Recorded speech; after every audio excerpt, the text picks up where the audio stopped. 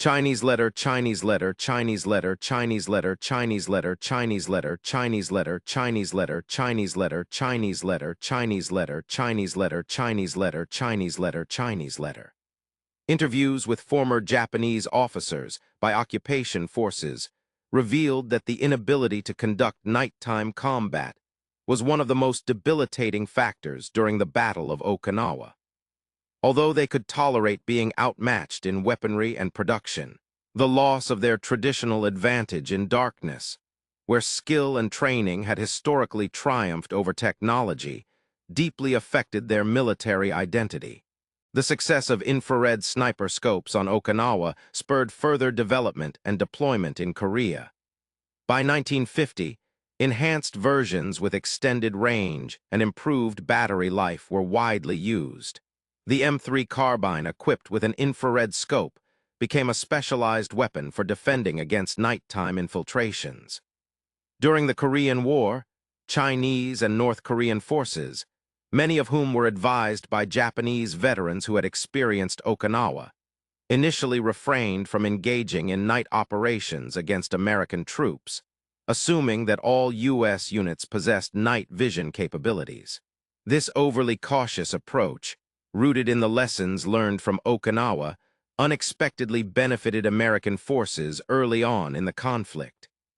The psychological impact of the nighttime battles at Okinawa significantly influenced communist tactical strategies throughout the Korean War. Communist forces only resumed large-scale night operations after discovering that not all American units were equipped with night vision technology. Even then, a lingering fear persisted. Every unexplained casualty during the night was attributed to American infrared devices. The rudimentary infrared technology introduced on Okinawa underwent rapid advancements. Active infrared systems requiring an infrared spotlight were gradually replaced by passive ones capable of amplifying available light.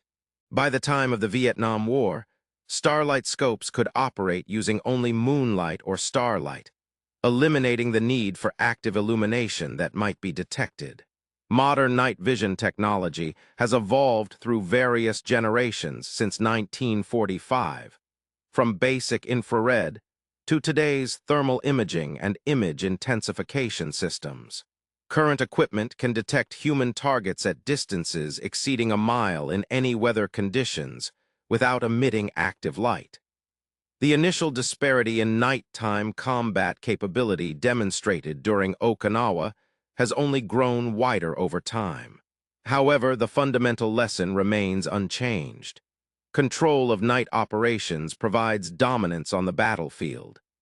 It was the Japanese infantry facing infrared sniper scopes in 1945 who first encountered this harsh reality of modern warfare, beyond mere statistics and tactics. The impact of these devices was felt deeply by soldiers in human terms. American troops operating these devices faced significant psychological challenges. Many felt more like executioners than combatants, as they were tasked with eliminating enemies who could not defend themselves. Research conducted after the war revealed that soldiers using sniper scopes experienced higher rates of combat stress compared to regular infantry units. The detached nature of killing through a green-tinted lens, combined with the prolonged surveillance before taking action, imposed unique mental pressures. Veterans recounted struggling with the moral dilemma of observing Japanese troops going about their daily routines, such as setting up positions, eating meals, or writing letters before dispatching them. For Japanese forces, the psychological toll was distinct yet equally severe. The loss of nighttime operations, traditionally a period of tactical advantage for Japan, engendered a profound sense of helplessness that went beyond military defeat. Soldiers who had honed their night-fighting skills throughout their careers found those abilities rendered obsolete by an adversary who seemed to transcend human limitations. Military historians examining the nocturnal battles on Okinawa identified several critical lessons that influenced post-war strategies. First, technological surprise can be amplified through psychological effects. Despite the limited number of infrared devices in use, the mere fear of their presence paralyzed Japanese operations across the board, as uncertainty about where these technologies might appear was more debilitating than the actual technology itself. Second, undermining fundamental tactical assumptions can lead to a collapse of an entire military system. The Japanese had long believed that superior training would always triumph over technological advancements in night combat. When this belief proved false, their entire operational framework crumbled. Third, informational superiority, seeing while remaining unseen, offers advantages that far surpass mere firepower. Although the infrared sniper scopes directly killed relatively few Japanese soldiers, their psychological and tactical impact reverberated throughout the Japanese defense system. The full narrative of infrared usage on Okinawa remained classified for decades, until key documents were declassified in the 1990s. These included technical manuals like TM 5-9341 detailing the sniper scope systems. After-action reports from units such as the 96th and 7th Infantry Divisions, intelligence summaries from the Allied translator and interpreter section, and post-war interrogation reports compiled by the Strategic Bombing Survey. These documents expose the groundbreaking nature of the technology alongside the stringent measures taken to safeguard it. Even post-war, information about infrared capabilities was tightly controlled. Veterans were advised against sharing their experiences with these devices. This heightened security awareness underscores how highly valued this capability was deemed for future conflicts. The one-sided nature of combat involving infrared technology has raised ethical dilemmas that continue to be relevant in contemporary warfare. Is it morally acceptable to utilize a weapon system that significantly diminishes the enemy's capacity to retaliate? Infrared sniper scope operators on Okinawa grappled with this moral quandary each night. Post-war military ethicists have engaged in extensive debates over whether such significant technological advantages are consistent with honorable warfare principles. Some assert that any edge that reduces friendly casualties is justified, while others argue that legitimate conflict necessitates an element of mutual risk rather than mere dominance. Japanese post-war military literature generally viewed the technology as a natural progression in the evolution of warfare. The disgrace lay not in encountering superior technology, but in failing to anticipate and counter it. Infrared sniper scopes were regarded as yet another manifestation of American material supremacy, though perceived as frustrating rather than illegitimate. The success of these infrared devices on Okinawa had a profound impact on American military development for decades. Emphasis on maintaining technological superiority, particularly in sensor systems and information technology, can be directly traced back to the lessons learned in 1945. The idea of controlling the night became integral to American military strategy. Investments in night vision technology continued throughout the Cold War era and beyond. Each advancement widened the gap between those capable of operating effectively at night and those who were not. The initial advantage demonstrated with rudimentary infrared devices on Okinawa has evolved into a cornerstone of American military superiority. For potential adversaries, Okinawa highlighted that traditional strengths in training, motivation, or tactical doctrine could be rendered moot by technological advancements. This lesson had a profound impact on global military advancements, driving investments in night vision and other sensor technologies. The inception of infrared devices, initially numbering 150, has since reshaped the competitive landscape among world militaries. Based on declassified documents and technical manuals, The specifications for the T3/M3 carbine, equipped with an infrared sniper scope, were as follows. The system weighed approximately 28 to 30 pounds, had an effective range of 70 yards in poor conditions, or up to 125 yards under ideal circumstances. The battery life was between 20 and 30 minutes for continuous use, or 3 to 4 hours if used intermittently.